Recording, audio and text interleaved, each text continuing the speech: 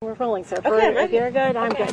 I'm ready. First of all, during your speech, you mentioned that the infrastructure is in desperate need of an upgrade. Yeah. Walk me through what you mean by that.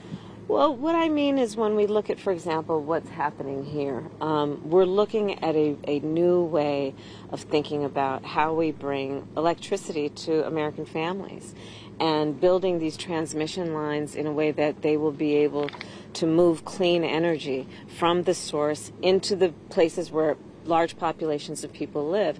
That's been part of the challenge, is to make sure that we can have the ability for the transmission, for the movement, the delivery of clean energy from solar panels, from wind turbines. And so this is very exciting. What we did as an administration together across party lines, bipartisan lines, to have an infrastructure bill that allows us to upgrade America's infrastructure, together with what we did as an administration, around $370 billion into what we need to do to address the climate crisis. It's very exciting because what we're doing is we're putting the resources into the hundreds of jobs that this project alone will generate, much less the millions of people and families that will benefit from the work. One of the goals is to make energy more affordable for people. What kind of savings are we actually talking about? When are people going to feel a difference in their energy bills? I'd say relatively soon. I mean, when we look at the bringing down costs, it's because clean energy is just less expensive than the traditional sources of energy. And so it's going to be about bringing down costs. It's also going to be about addressing what we need to do around creating, again, jobs. I can't emphasize that enough. When we think about IBEW and our unions that are building up the skills and with apprenticeships that allow this highly skilled work to be done, work that requires skills but doesn't necessarily require a college education, work that is about a good union job, a good paying job, it's about retirement, it's about pensions. This is really important work because there's a whole ecosystem that benefits, both in terms of what we're doing to protect our climate and our environment around clean air and clean water, but also building up the economy. And I'll say also, as Vice President, what we're doing to be competitive as it relates to just what's happening around the globe. I think America is really, with this kind of work, a model for the rest of the world around how you can build new industries that bring in new workers, and it's to the benefit of families and all people. For a lot of families, clean energy, things like solar, EVs, are becoming increasingly unaffordable because of inflation. Are there any short-term solutions to help make some of these goals realistic? So one of the things that we have done with the work on clean energy that has been happening in the last 2 years is we are building in rebates, for example. So, for example, if a family wants to upgrade their HVAC system so that it is cleaner and it's better in terms of the air that it'll produce in a household, there are rebates available. We have rebates available when people buy electric vehicles that are used as well as new, and that's actually a new way of approaching it. So not only for new cars, but for used cars. So the prices are coming down for the American family, for the American worker, because it should not be, how much money you have in your pocket should not be a barrier to you participating in what we need to do to protect our environment, and also, again, just at the root of it, to make sure that our children, our seniors, that people can live in an environment where they can breathe and they can drink clean water. I'd like to switch to the border. You came to Arizona, you decided not to visit the border. Can you tell me why? I am here to talk about what we are doing around bringing down the cost to American families and creating jobs. Let me say on the border that it is one of our highest priorities to continue to work on making sure that the border is secure, and that we also do what is necessary to have a fair and humane system. But, you know, frankly, Congress needs to act, and I can't emphasize that enough.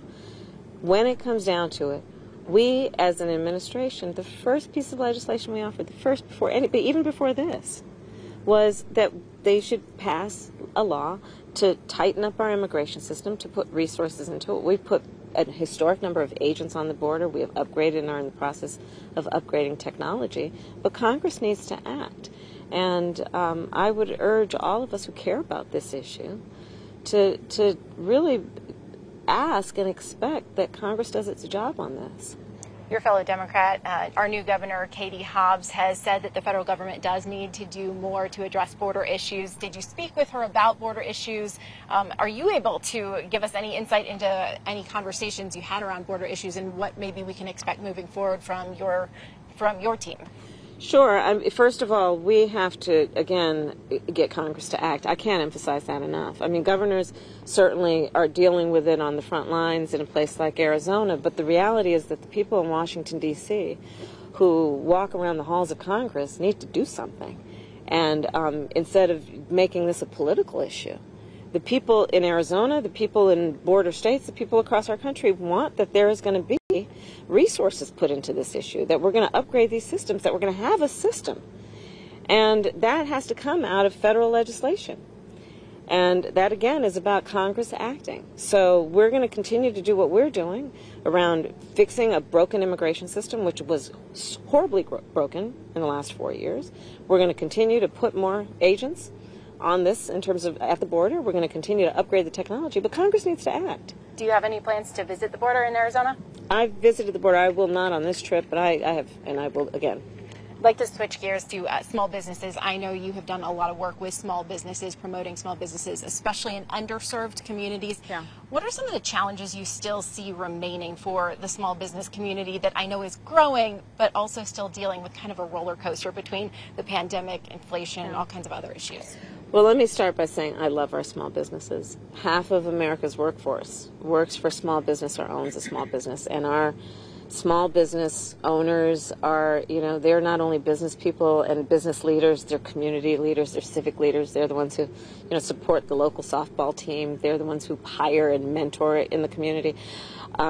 So what we have done is actually put a lot of resources into not only keeping small businesses open that existed before, but also to grow the number of people who can own and start a small business. In fact, in the last 2 years since our administration has been here, we have grown the number of small businesses at a greater rate in history than any other 2-year period. So over the last 2 years, more small businesses have started up in America than any other previous 2-year period. In Arizona alone, 19,000 small businesses have been created through these last 2 years. And it's because of the work we are doing to support those business owners, to make sure they have access to capital, and to make sure that during the hard times we can see them through. Thank you so much for your time. I'm kidding.